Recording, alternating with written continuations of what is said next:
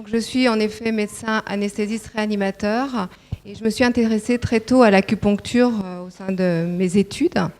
Et j'ai eu la chance, lors de mes 10 dernières années d'anesthésiste réanimateur au centre Léon Bérard, d'avoir pu commencer à pratiquer l'acupuncture et notamment en cancérologie dans un milieu où effectivement cette médecine était peu connue ou peu introduite. Et j'en remercie encore le professeur Thierry Philippe.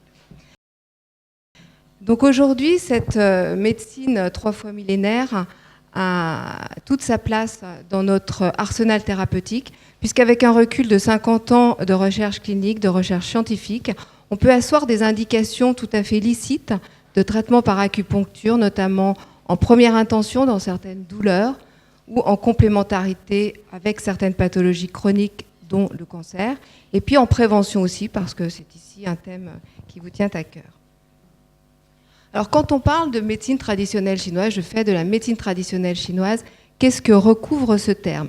Il faut savoir que dans les textes anciens, la santé était décrite selon un certain art de vivre, c'est-à-dire avoir un corps dans un esprit sain. Et donc, il fallait déjà pratiquer des exercices physiques que l'on retrouve aujourd'hui, ce tai chi, ce qigong, tout simplement cette activité physique dont vous a parlé déjà tout ce matin. Et puis cette méditation, parce que le calme mental est important et préside à un corps sain et serein. Une deuxième branche de cette médecine traditionnelle chinoise, c'est la nutrition. Et vous savez qu'on est ce que l'on mange, donc c'est vraiment une branche primordiale. Et cette troisième branche de la médecine traditionnelle chinoise qui est l'acupuncture. Et si ce déséquilibre persistait, eh bien, on se tournait vers la phytothérapie et vers des traitements plus agressifs. Alors, la première consultation d'acupuncture, c'est 1930 à l'hôpital Bichat. Et la création de la Société française d'acupuncture, c'est 1950. Les recherches universitaires ont réellement débuté dans les années 70 en Occident et particulièrement aux États-Unis. Alors, on ne peut pas, étant à Lyon, ne pas parler du docteur Paul Nougier. Alors, l'auriculothérapie est quelque chose d'à part, dont les ressorts, dont le mécanisme est différent en mode de fonctionnement que l'acupuncture. Mais c'est lui qui a découvert, en tout cas, dessiné les premières cartes d'auriculothérapie. Et je crois qu'on lui doit à ce titre-là à Lyon de se souvenir de ça. Et en tout cas, cette auriculothérapie est un apport majeur pour nous en tant qu'acupuncteurs parce que les deux sont synergiques. Que cette auriculothérapie a un mécanisme d'action réflexe, qu'au niveau de l'oreille vient se représenter tout le cerveau humain dans la forme d'un fœtus inversé, et que observer l'oreille, c'est à la fois un moyen diagnostique et un moyen thérapeutique. Voilà, je n'en dirai pas plus, puisque c'est à part, mais je l'utilise moi aussi dans ma consultation. Un mauvais médecin voit le symptôme et le soulage. Un bon médecin en trouve la cause et la guérit. Un excellent médecin va trouver la fragilité de l'organisme avant que la maladie n'arrive et la prévient. Et c'est ce que nous permet aussi l'acupuncture, cette vision générale de l'homme, cette grille de lecture que nous offre l'acupuncture, c'est d'aller au plus près de la défaillance de l'organisme, parce qu'on a tous une petite faille et plus on la compte, moins on sera malade. Je rappelle ici que les aiguilles sont de plus en plus fines et qu'aujourd'hui elles ne doivent être utilisées que des aiguilles à usage unique. Alors quels sont les principes de l'acupuncture ? L'acupuncture, c'est une vision énergétique de l'homme. Vous avez toujours entendu cette énergie qu'on appelle qi en chinois. Et cette énergie dont on est tous dépositaires à la naissance, on va l'entretenir par la nourriture que l'on absorbe, par l'air que l'on respire. Et elle va circuler dans un réseau de méridiens qui parcourent le corps en surface et en profondeur, et donc qui sont reliés aux organes. Et chaque organe vient résonner sur ces trajets de méridiens à la surface du corps.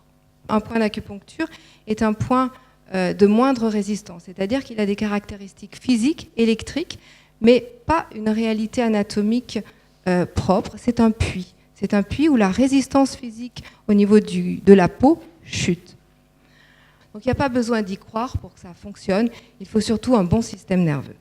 Donc il y a un rapport de l'INSERM assez récent qui a rapporté sur des revues, de grosses revues, l'intérêt de l'acupuncture dans le traitement des douleurs, les céphalées de tension, les migraines, avec un grade A de la Haute Autorité de Santé. Ça veut dire des études, des méta-analyses sur des grandes populations, dans les douleurs lombaires, dans les dysménorrhées, dans les nausées-vomissements.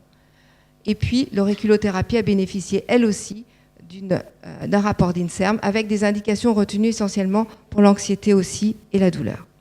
Alors en première intention, je vous ai résumé les principales indications. Donc c'est la douleur et je vais vous donner quelques exemples. Ce sont les troubles du sommeil, ce sont les nausées, vomissements.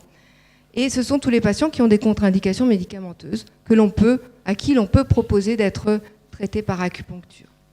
En complémentarité d'un traitement allopathique, la cancérologie, les douleurs chroniques et aussi la procréation médicalement assistée. Et puis dans la prévention, il y a tout le cortège des pathologies saisonnières et des allergies qui peuvent être traitées et prévenues par acupuncture. Donc cette médecine complémentaire, qui est l'acupuncture, ou intégrative selon le terme anglo-saxon, se pratique aujourd'hui essentiellement en libéral, mais elle impose de construire un réseau de prise en charge avec d'autres spécialistes, des obstétriciens, des cancérologues, des pédiatres. Alors quels sont les bons points de l'acupuncture ? Eh bien c'est peu d'effets secondaires, c'est d'essayer de diminuer la consommation médicamenteuse pour que les patients prennent juste ce qu'il leur faut.